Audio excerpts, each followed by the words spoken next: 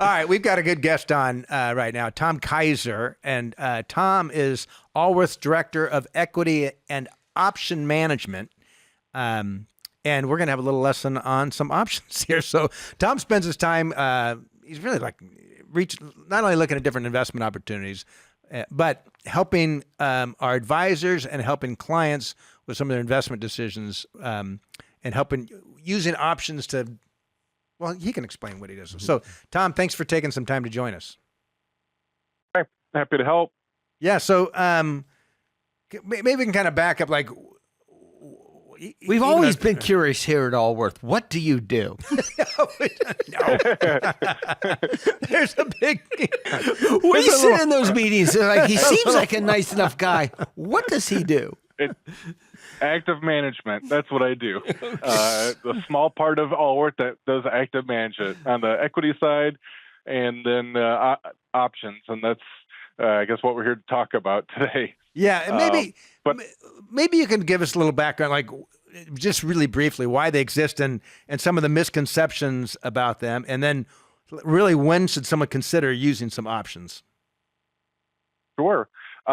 So options are a great tool to kind of express an opinion without a direct ownership change. So if you're currently own it, but you want to try to make some income, or you're scared and you want to protect it, you could use options to, change how your opinion on it without actually changing your ownership stake. People might also think options are generally pretty scary and risky, and just for gambling or speculation. And they certainly can be for that. But I would think for our clients and most people, they're a good tool to kind of change your risk return profile. And you're not really trying to gamble with this. We're trying to build around what you already have. And can you give us an example of how we've employed these with clients? Sure.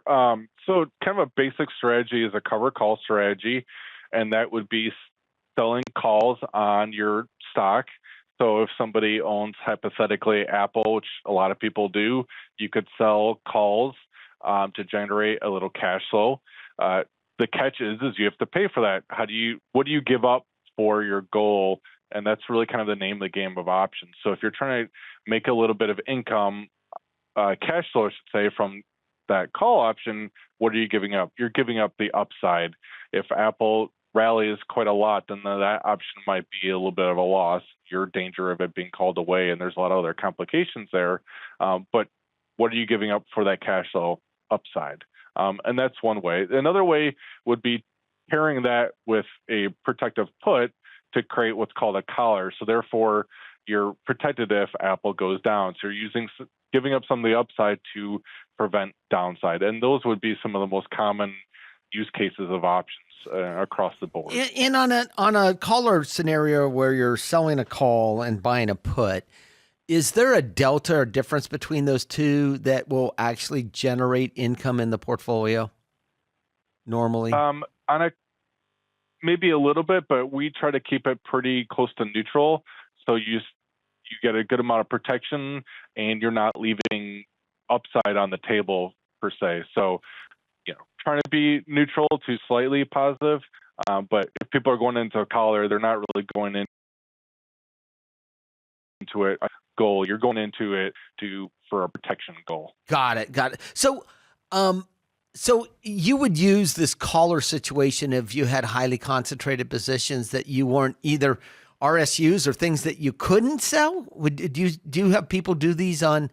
Sometimes you're prohibited. Yes, for restricted stock units or stocks that you can't particularly sell? It's possible to do it, but depending on your employer, a lot of employers don't allow you to trade options on those. So that's more of a case-by-case basis. But it's really if you're concentrated stock and you're worried if it goes down without having to realize capital gains on the full thing, right? If you're worried, take some of the semiconductor stocks have flown through the roof lately. If you want to try to protect it, if it comes back down earth, you could put a collar on and kind of delay any realization. You guys were talking about step up in basis. a second ago, if you're a certain point, you could just put a collar on and keep rolling a collar out until maybe there's an event and you get to step up in basis. Another thing would be if you with have that, a plan needs down. Yeah, go ahead. Yeah, so with that, you would essentially you'd buy that call back before the stock was called away, right? So you can Correct. Yeah. Yeah. So you still have You still own the stock. You still own the stock. You just put a collar around it, which it couldn't get too far off the leash. Yes. Right. It kind of narrows the band of how much the stock could move. But if you're trying to either because you're worried or maybe you're match funding something, if you're planning on retiring in a year from now, you don't want to sell anything now, but could start realizing some of the gains in a year or two. There's a number of people looking to build houses. And so maybe you want to collar part of your portfolio until the house is done, at which point then you could start selling it down to pay for that, right? So there's a good way to kind of match fund asset liability scenarios with a collar. And all the strategies we've been talking, they're all risk. What you've discussed so far, it's all risk reduction. Except for just selling calls. Which is a generation of without buying a put. Risk, right? I would more say it's a pure risk reduction. It's really altering your risk return profile. Got it. That's a little bit more of a compliance way of putting it.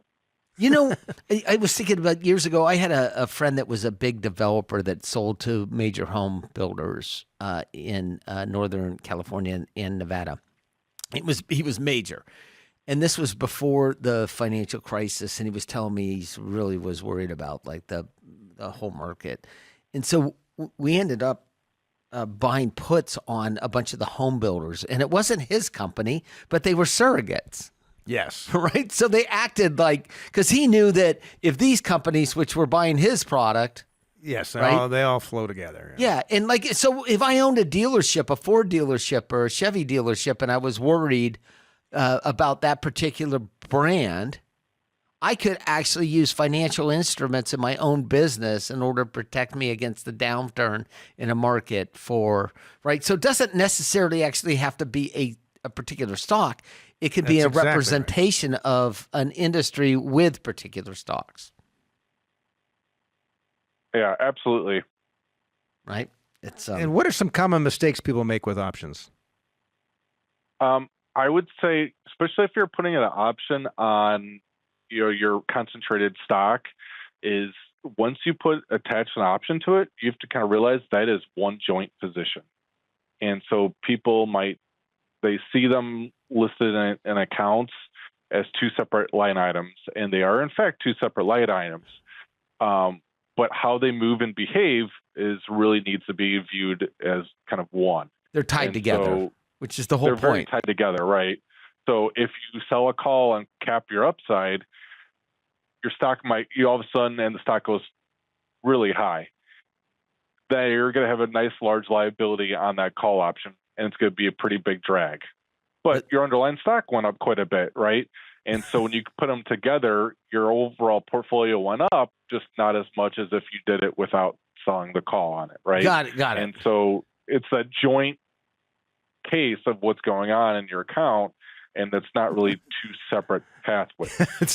But this is from experience of clients saying, "Whoa, what happened? Why is this position and you're down?" going, wait a minute. Let's this was designed to do something here. Let's look at how that one was supposed to go up and one was supposed to go down. It was designed exactly what it was supposed to. Let me ask you a question, which is I ran into a firm, and this guy, across every one of his clients, in order to generate revenue on their accounts, he sold call options on all their positions in the portfolio in order to generate consistent revenue.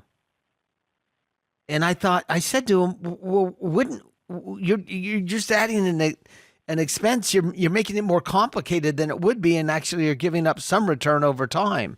Was I wrong in thinking that? No, I think you're in the right space, especially if the type of stocks you have in the portfolio are very strong, and that could all of a sudden come back against you. You're capping your upside.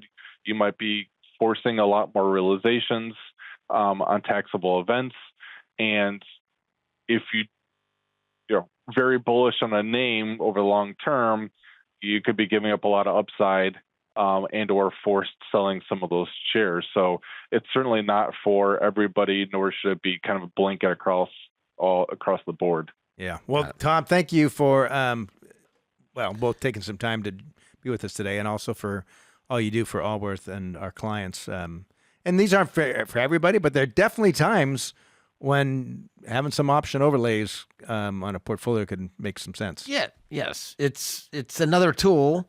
And to make sure it's used correctly, we have people like Tom on our team. Yeah. Thank you, Tom.